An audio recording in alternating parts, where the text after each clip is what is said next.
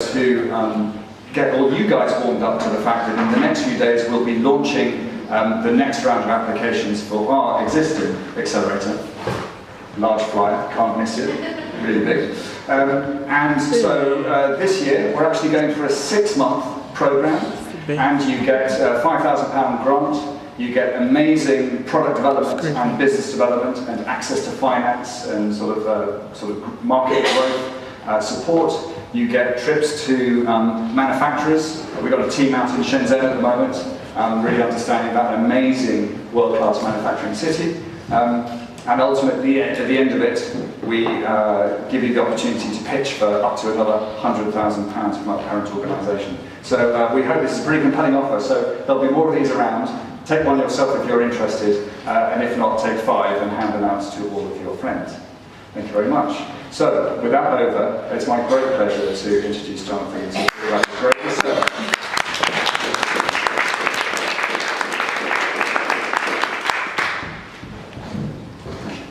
Good evening, everyone. My name is Jonathan Bone. I'm a researcher at Nesta, and I'm going to be telling you about our new directory of incubators and accelerators in the UK.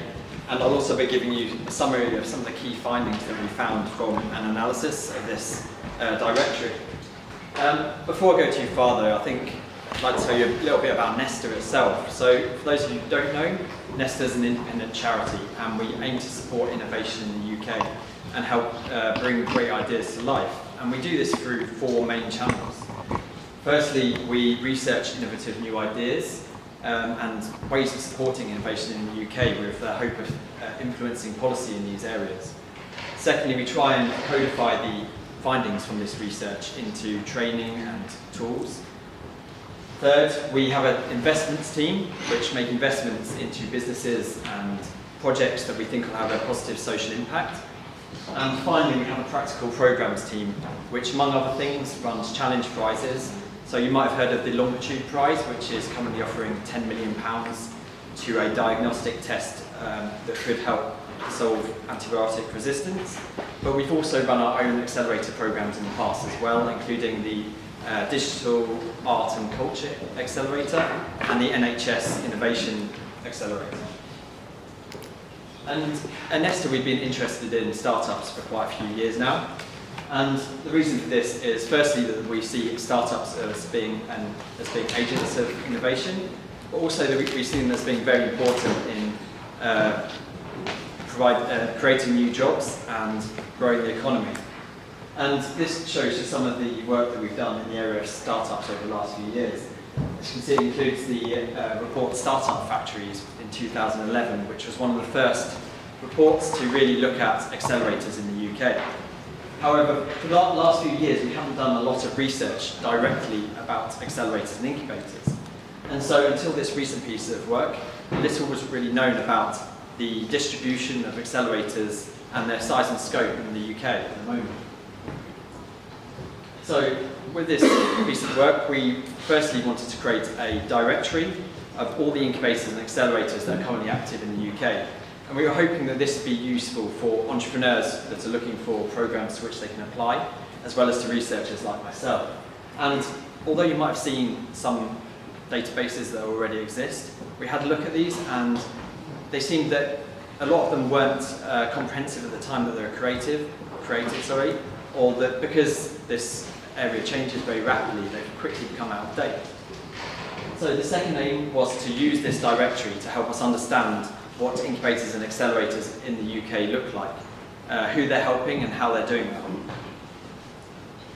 So I'm sure most of you have quite a good idea of what an incubator and accelerator is, but because they both have the common goal of helping young businesses, the two are often conflated. And so for this project, we thought it was really important to start out with a really good fixed idea of what the differences between an accelerator and an incubator was, and how they relate to other types of startup support, things like co-working spaces and challenge prizes. So this slide here, which I don't know if you can see very well, shows what we think are the key differences between incubators and accelerators. So to summarise, what it's showing really is that we see incubators as being fixed spaces that provide additional startup support, so things like mentoring and training. And they do this via with quite flexible terms, so they generally take on startups on an as and when basis for a non-fixed term, and they typically charge fees or membership instead of taking equity in the startups they support. And this difference to accelerators, which generally run fixed length programs, generally between 3 months and 12 months, to cohorts of around 15, 16 startups normally. And unlike incubators, they often take equity in the businesses they support. And both incubators and accelerators do tend to be selective about the startups they take on. However, accelerators tend to be a little bit more selective than incubators because they do rely more heavily on the equity that they take in these startups. So once we had a good idea of exactly what we were looking for, we began collecting data, and we did this between November 2016 and March 2017 via a variety of different methods. First of all, we aggregated existing databases, so things like F6S, which you might have heard of, and CDB. We then put out an open call to incubators and accelerators, allowing them to nominate themselves to be part of the directory. Then we worked with our partner called Synoptica, which is an artificial intelligence data provider, who use their artificial intelligence engine to help us do some clever web searches to identify accelerators and incubators that we hadn't found ourselves. And finally, there was a lot of manual web searches and phone calls to fill in the gaps in the data that we had. And this here is a screenshot of the database, which is downloadable from the gov.uk website. And we collected 24 fields of data for each programme. This included things like their location, the sector they focus on, the particular types of support they offered. And here is a full list of the 24 fields. I'm not going to go through them all. And this database can be easily searched if you're an entrepreneur looking for a particular type of project. So we found a total of 205 incubators and 163 accelerators in the UK. We also found some slight variations on these things. This included 11 pre-accelerators, which offer support between 2 days and about a month to entrepreneurs which are aiming to join an accelerator in the future. We also found 7 virtual accelerators and 4 virtual incubators, which don't offer practical physical space, but they offer their support online instead. So to give you a quick overview of what incubators look like, we estimated that the 205 incubators we found in the UK support around 3,450 new businesses every year. And one startup will stay in an incubator for an average of about 2 years, which means that incubators will be supporting around 6,900 businesses at any one time.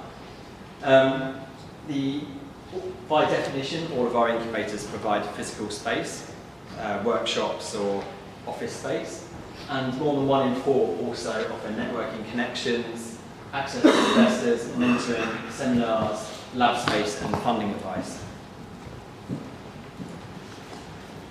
We also asked incubators and accelerators the stages of businesses they support, and we found that incubators said that they supported a full range of business stages from pre-startups all the way up to later stage scaling ventures, but they did tend to focus on early stage businesses.